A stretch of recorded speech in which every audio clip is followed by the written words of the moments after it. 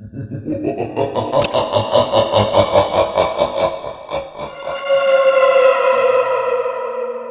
Friends, आपका दोस्त इस्माइल उमर खान फिर एक नई कहानी के साथ हाजिर है। हॉन्टेड स्टोरीज में आज आप सुनेंगे कहानी उस शूटिंग सेट की, फ्लोर नंबर 13।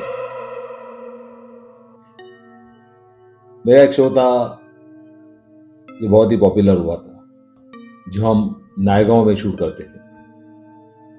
डेली हम 12 घंटा शूट करते और फिर सब लोग अपनी अपनी गाड़ियां पकड़ के घर चले जाते। ये डेली का हम लोग का लगभग यही रूटीन था। जब सेट पे हम आते तो बहुत चहल पहल होती और सब लोग अपना काम करते, अपने घर जाते। ऐसा कोई कोना नहीं था जिस जगह पे हमने शूट किया। एक एक कोने कोने में हमने सेट की शूट किया था।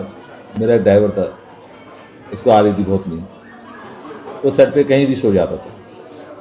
तो मैंने उसको मना किया सबके सामने ना सोए, वो कहीं कोना पकड़े जहाँ पे शूट बिल्कुल नहीं चलती और लोग उसको देखे नहीं, और जाके आराम से किसी कोने में बिना डिस्टर्ब हुए अच्छे से सो सकता है। तो उस शेड्यूल के हिसाब से एक कमरा है वहाँ पे जहाँ पे हम शूट करते थे। वो कमरे में आज कोई शूट नहीं था। तो मैंने बोला ऊपर जाके तू खाना वाना खा लिया है, अब तू लंच के बाद जाके आराम से जाके सो जा। उसको मैंने भेज दिया। अब मेरा काम शुरू हुआ। मैंने फिर एक सीन जो अधूरा रह गया था लंच से पहले वो कंप्लीट किया। कंप्लीट करने के बाद जैसे मैं उस शूट के हॉल में आया तो मेरा ड्राइवर को मैंने देखा हाथ में चप्पल लिए ऊपर से दौड़ता हुआ नीचे आया। पूरा पसीना पसीना हो चुका था। मैंने पूछा भी उसको, क्या हुआ? अरे तू सोया नहीं, अभी तो गया था तू ऊपर। तो उसने कुछ बोला नहीं, एकदम उसकी आंखें बड़ी बड़ी हो गई थी और काफी डरा हुआ लग रहा था। तो उस बात को मैं ज्यादा छेड़ने गया नहीं। फिर मैंने सोचा चलो इसको आराम से अकेले में वापसी में बात करते हैं। जब पैकअप हो गया हम लोग निकले वहां से, रात में हम लोग आ रहे थे। तो मैंने उसको पूछा, भाई क्या हुआ, तू ऊपर गया, तू सोया क्यों नहीं? तो फिर उसने ड्राइव करते करते डरते हुए मुझे बताया, समय गया था, सो गया था मैं और मुझे नींद भी लग गई थी।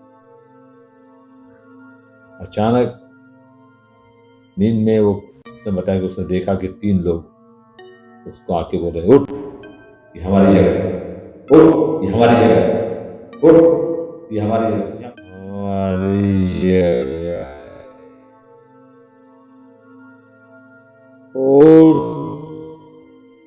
ये हमारी जगह है। एक बूढ़ा आदमी था उसमें, एक औरत थी और एक बच्चा था। और उसको बोल ही रहे थे, अचानक वो औरत उसकी सीधा छाती पे चढ़ गई। छाती पे चढ़ी और गले की तरफ हाथ बढ़ाया तो घबर के जो उठा और देखा कोई नहीं, और वहां से उधड़ता हुआ नीचे आया।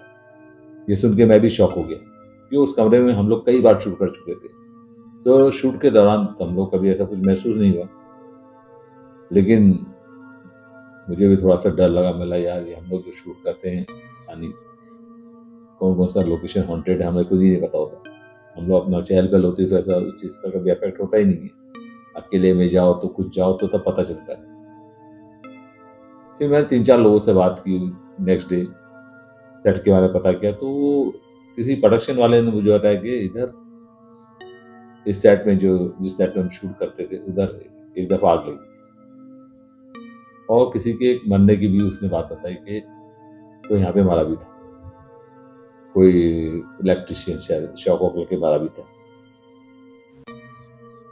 तो मेरी समझ में आ गई कहानी।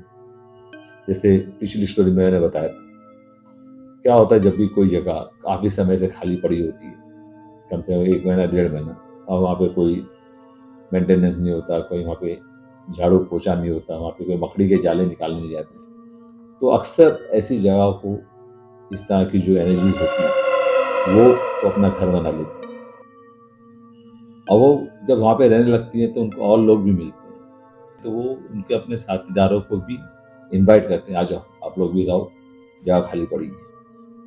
और फिर हम लोग पहुंच जाते हैं, जब लोकेशन फाइनल हो जाती है हम वहाँ पे शूट चालू करते हैं। तो वो उनकी जो जगह है, जो उन्होंने घेर रखी है, उनके हिसाब से उनकी जगह है, वो लोग हो जाते हैं डिस्टर्ब। और उनको जब मौका मिलता है तो अपना पावर दिखाते हैं, अपनी एनर्जी दिखाते हैं और लोग वहाँ से भगाने की कोशिश करते हैं। ऐसी बात सुनने के बाद उस कमरे की तरफ जाते हुए डर लगता था।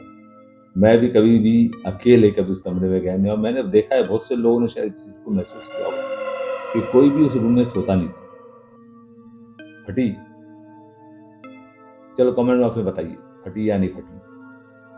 कल मिलता हूं एक नई कहानी के साथ, तब तक के लिए शबा खैर, गुड नाइट।